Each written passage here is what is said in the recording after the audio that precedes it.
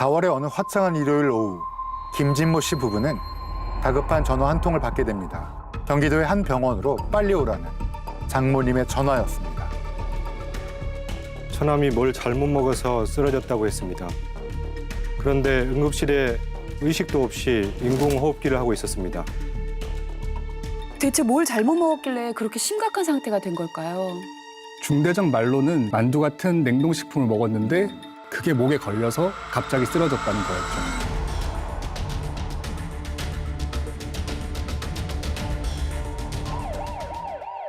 근데 얼핏 보이는 다리에 뭔가 상처가 있는 거예요.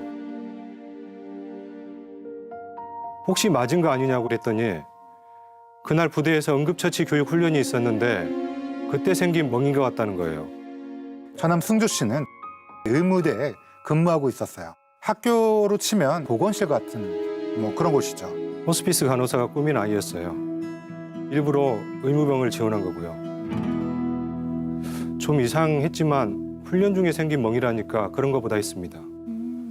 그런데 다음 날 오전에 연대장이 와서 하는 얘기는 또 전혀 달랐습니다. 어때 좀 이상하다.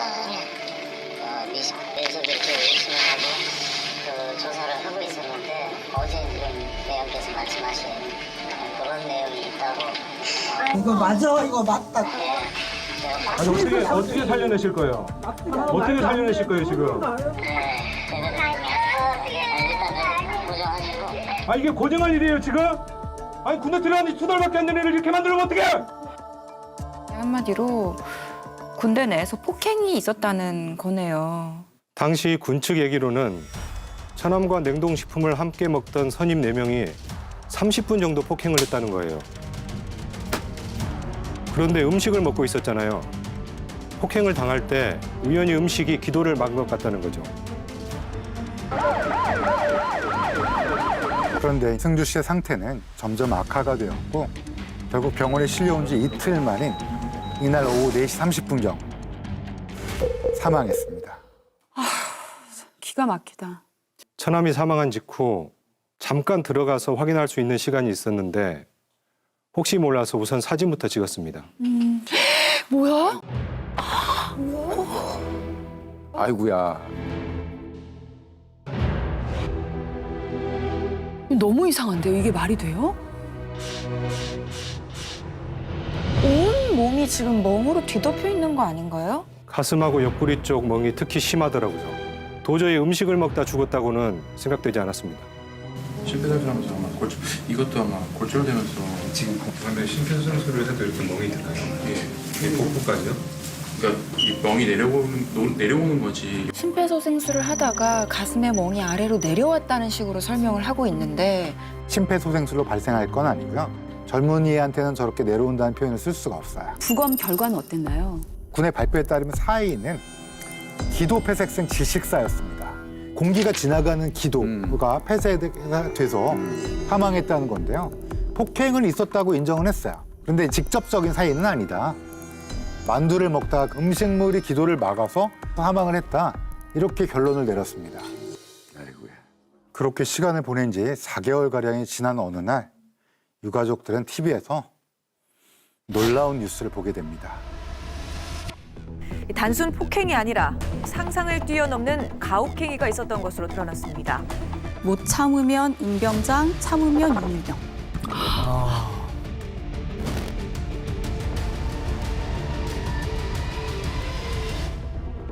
윤일병 사건이 발생한 2달 뒤에 또 끔찍한 군 사건이 하나 있었습니다.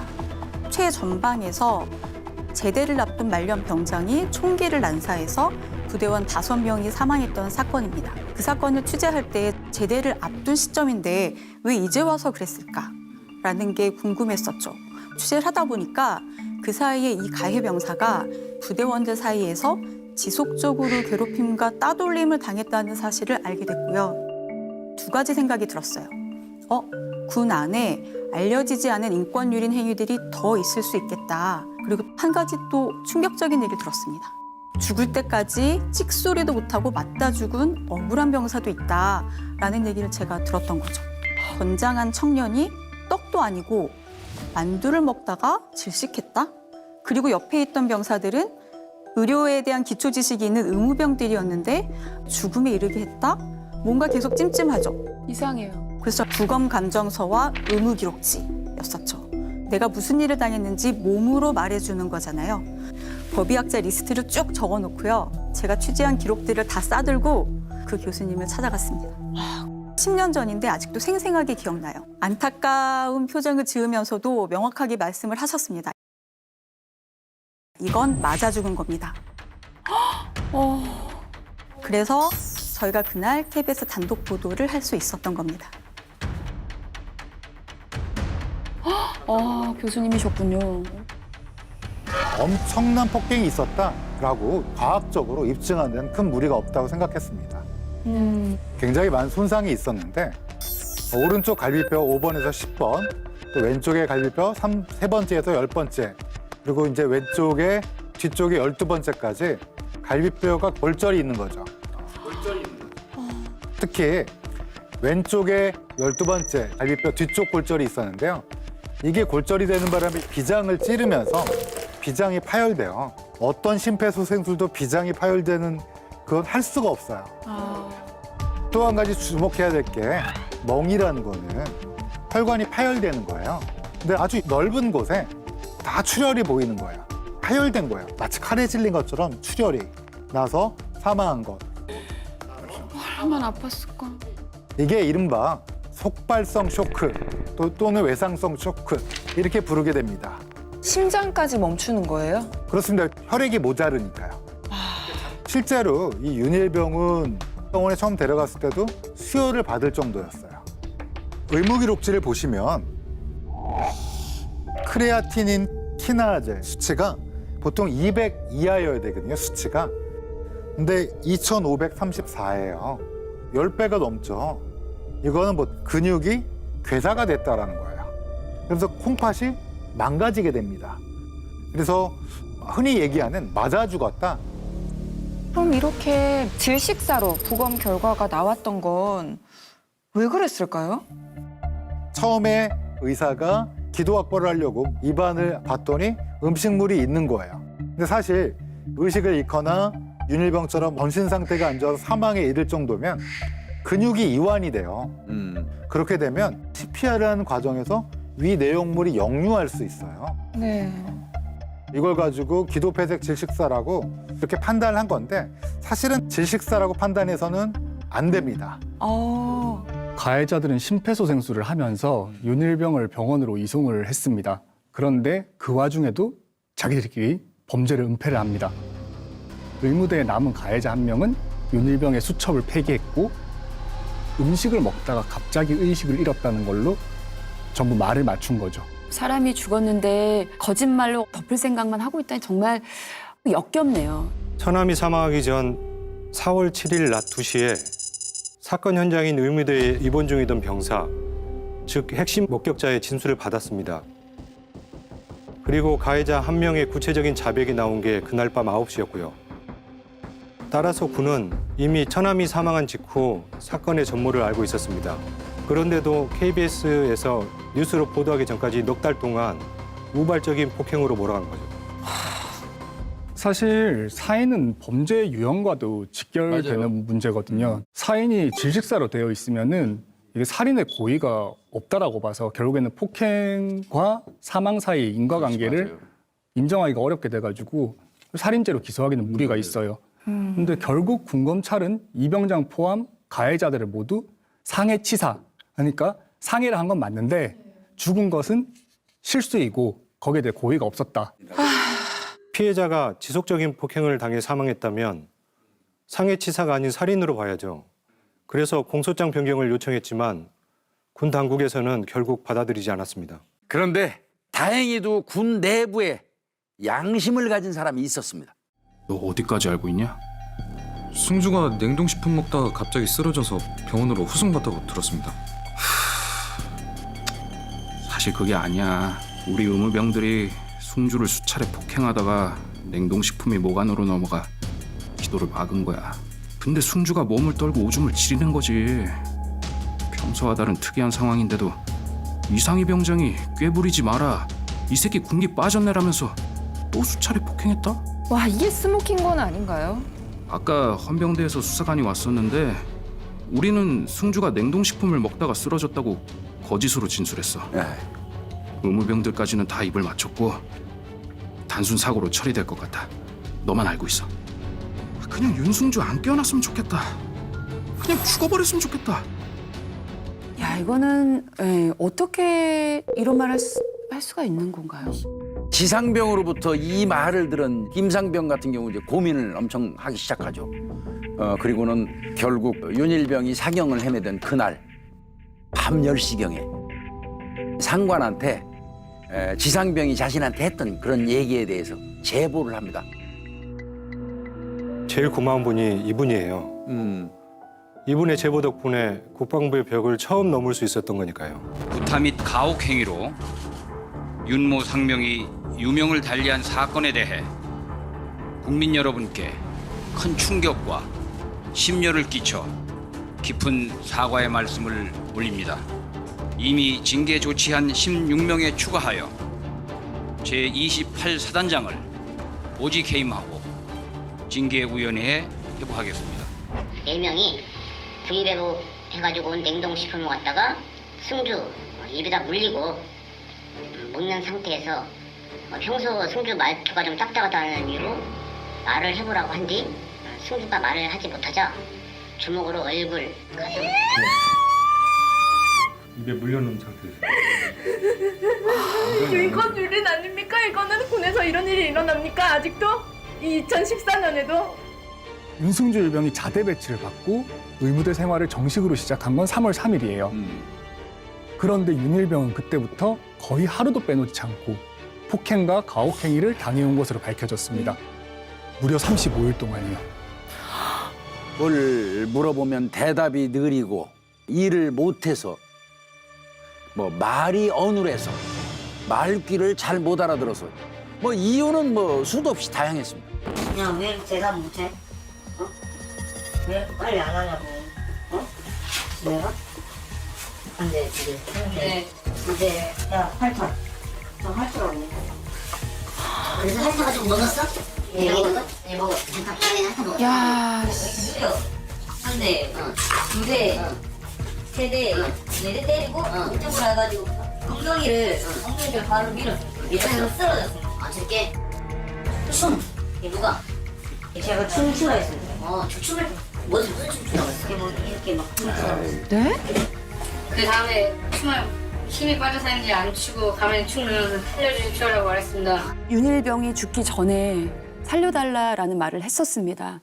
그런데도 가해자들은 계속 폭행을 했고요. 당일 윤일병의 상황을 유추해보면 아마 얼굴이 몹시 창백했을 것입니다. 호흡이 가빠지거나 하는 등의 이상 징후가 분명히 있었을 거예요. 근데 여기는 사실 의무대잖아요. 네. 가해자들 대부분은 의료 관련 학과에 재학 중이거나 입대 후에 교육을 통해서 기본적인 의료 지식을 갖춘 사람들이었어요. 근데 자신의 폭행으로 피해자가 사망할 수도 있다라는 걸 전혀 생각하지 못했을까? 저는 의심이 듭니다. 의무대에서 왜 동료 병사를 괴롭혀서 죽이는 일을 함께 했을까요? 그 당시에 의무대에는 총 5명의 선임 병사들이 있었는데 최고 선임이자 제대를 2달 정도 앞두고 있던 25살의 이상희 병장. 당시 25세였던 이 병장은 조금 늦게 입대하긴 했는데 복무 적합도 검사에서 아무 이상이 없었던 평범한 20대 대학생이었습니다. 면담 관찰 기록도 있네. 본부 포대로부터 배신자라고 찍혀 있는 상황이고 대대 전출을 강력하게 희망하고 있음. 배신자? 피의자? 이런 말이 나와요. 원래 이 병장은 의무대가 아닌 다른 소속이었는데요. 선임병으로부터 심한 욕설과 뭐 좀 모멸감, 수치심을 느낄 만한 여러 가지 일들이 있었다고 합니다. 상부에 선임병의 폭언과 구타를 제보하게 된 거예요. 가해자인 이 병장 본인이 과거에는 오히려 폭행의 피해자였다는 거네요. 그러니까 이 병장이 의무대로 전출이 된 겁니다. 전출 온 다음에 본인이 이번에는 거꾸로 의무대를 장악하기로 마음을 먹은 것 같아요.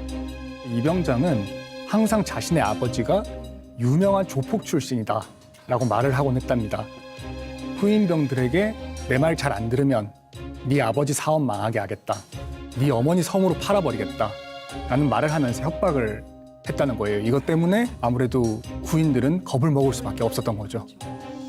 사건의 가해자인 이병장이 아버지에 대해 이렇게 말합니다. 직원이 80명 정도 되는 독자적으로 설립한 상조회사 사장이라고요. 조폭이 아니었나요? 거짓말을 한 거죠.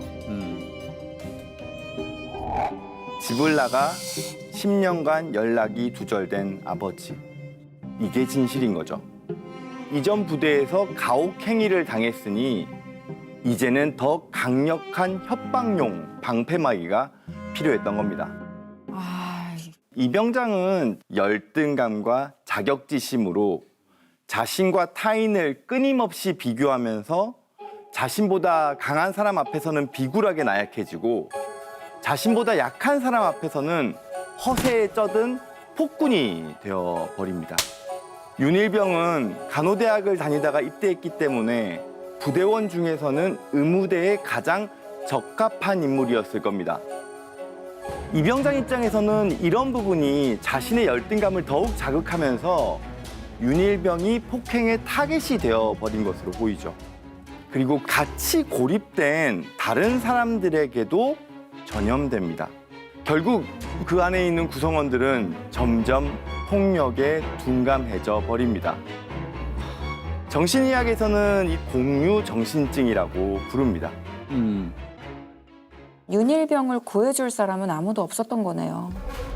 사건 전날 밤 9시 45분경 이병장이 윤일병에게 이렇게 묻습니다.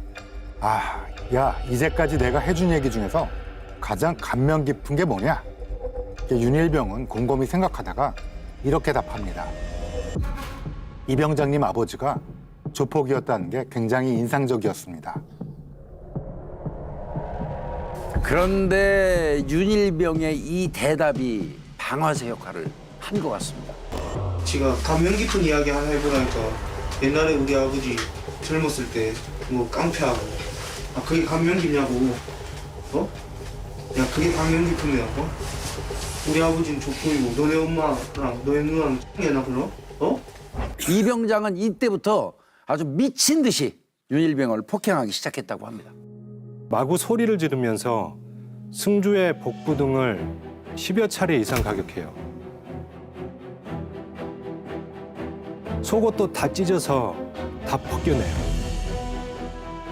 때리다가 나중에 지치니까 후임들한테 폭행을 계속하라고 시키기도 하고요. 새벽 2시까지 계속 폭행했습니다.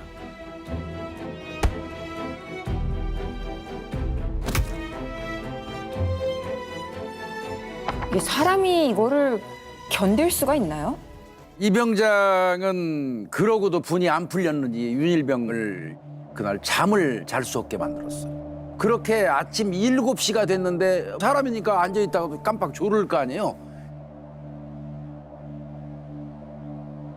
그랬다고 또 이제 그때부터 그건 부실 삼아서 뺨이니 뭐 허벅지 등등을 폭행하기 시작을 합니다. 괴물 악마 이런 생각이 들어. 폭행뿐 아니라 바닥에 가래침을 뱉으면서 핥아 먹으라고 시키기도 합니다.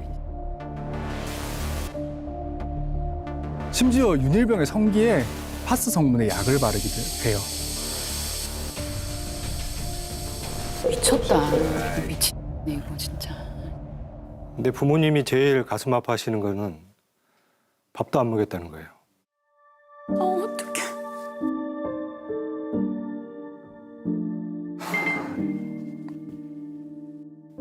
밤새도록 때리고 괴롭혔잖아요.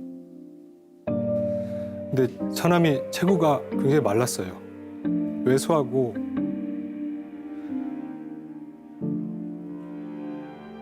버티기 힘들었을 거예요.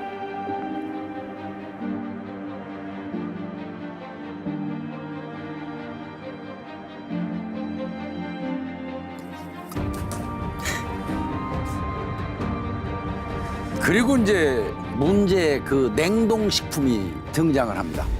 오후 3시 50분부터 먹기 시작하는데 쩝쩝거리면서 먹는다는 이유로 가슴 등을 또 때리고 늦게 대답한다고 또 때리고 또 입안에 음식물이 맞다 보면 빠질 수 있잖아요. 떨어지면 핥아 먹으라고 하고 그렇게 오후 4시 25분경까지 무자비한 폭행이 이어집니다. 이병장뿐만 아니라 다른 선임들도 돌아가면서 같이 폭행을 한 거죠. 이때부터 윤일병의 상태가 급격히 나빠진 것 같습니다. 물 먹으러 가다가 비틀대기도 하고요. 일어서다가 쓰러지기도 하고 또 윤일병이 맞다가 침상에 앉은 상태에서 소변을 봤는데 그럼에도 불구하고 이 이병장은 꾀병 부리면서 배와 가슴을 연이어 폭행합니다. 결국 돌이킬 수 없는 상태에 이르게 되는 거죠.